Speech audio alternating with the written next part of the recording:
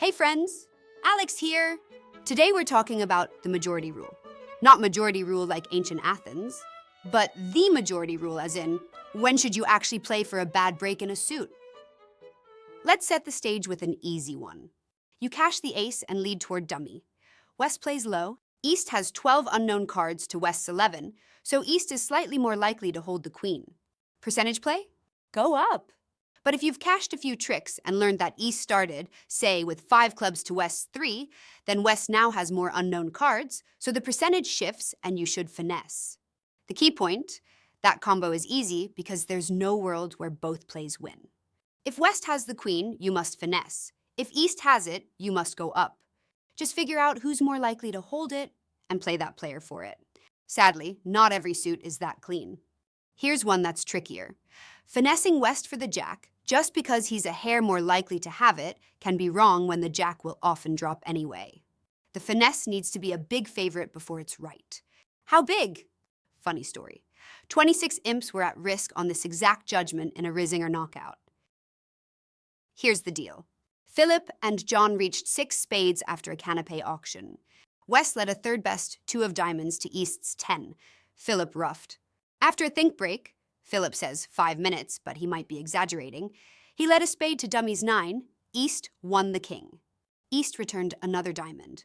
Philip ruffed with the ace and led a spade, jack, queen, low. On the third spade, East followed. Philip pitched a club, and West pitched his last diamond. Both opponents followed to the ace and king of clubs.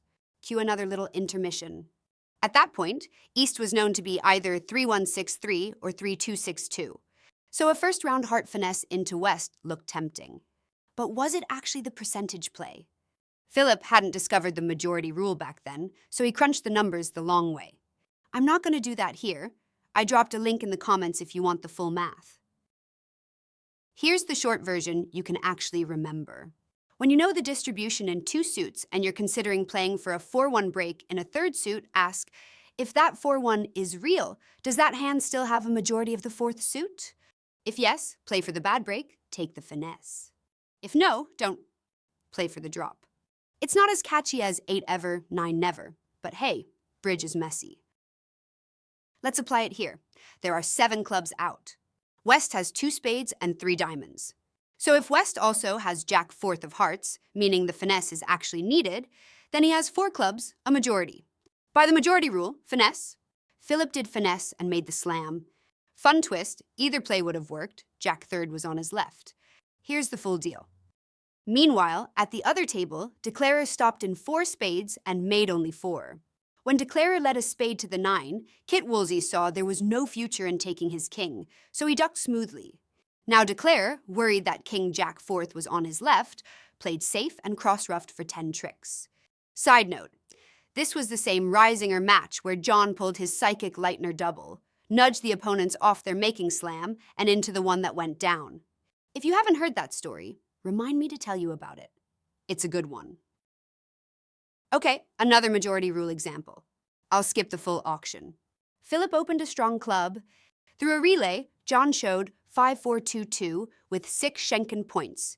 Ace is 3, king is 2, queen is 1, and Philip placed it in 3 no trump. West led the 9 of clubs, 0 or 2 higher. East won the ace, dropping John's queen, and returned the deuce. John won the king. John cashed the ace and king of spades. East showed out on the 2nd spade. Then John led a diamond to the queen and another diamond. That ugly 5-1 spade break made him wonder, does that tip the scales toward finessing? He decided yes, finessed, and lost to East Jack, down 2. So, was the finesse right? Let's run the majority rule. This one's a little murky because we don't know the club break. If East's deuce return was honest, West began with 5 clubs. We also know West has a singleton spade. If West also has jack 4th of diamonds, that leaves him with only 3 of the 6 hearts, not a majority. So by the rule, you play for the drop. But John's shape was known from the auction, so there's no reason for the opponents to give honest count. If West actually has fewer than 5 clubs, then the majority rule points to finessing. The rule narrows the field for you, but you still have some judgment calls to make. Now, the rule isn't only about hunting jacks. Sometimes your earlier play promotes a different card to jack status. Consider this suit combination. East opens a weak 2 hearts, and you end up in a spade contract. West leads his doubleton, and East fires 3 rounds. You have a doubleton heart in your hand, so this forces you to ruff high to prevent an overruff. You cash the queen of spades, and everyone follows. Should you lead the 9 and run it, playing West for 10-4? Because you ruffed high, the 10 is now effectively the jack, so the majority rule applies. If you can place the count in one minor, then, if West's 10-4 in spades still leaves him with the majority in the other minor, finesse. If not, play for the drop. One last one. This time, the queen becomes the new jack. South was David Berkowitz. After 2 hearts by West, pass, 3 hearts by East. David reached 6 clubs. West led a heart. David ruffed, and both followed to the first round of trumps. Okay, suppose you cash another trump and they're 2-2. What's right then? You've got 2 plans, either finesse East for the spade queen, so you can ruff a spade to set up the suit, or just cash ace-king of spades and hope they split. Earlier, ruffing high promoted the 10.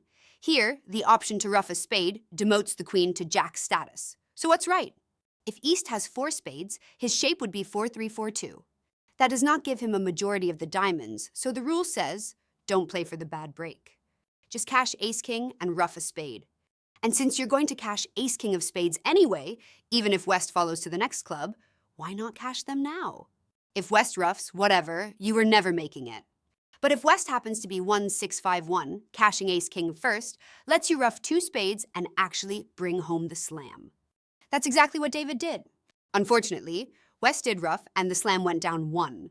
Disappointing, for sure. But sometimes the win is finding the best line, even when the cards don't cooperate.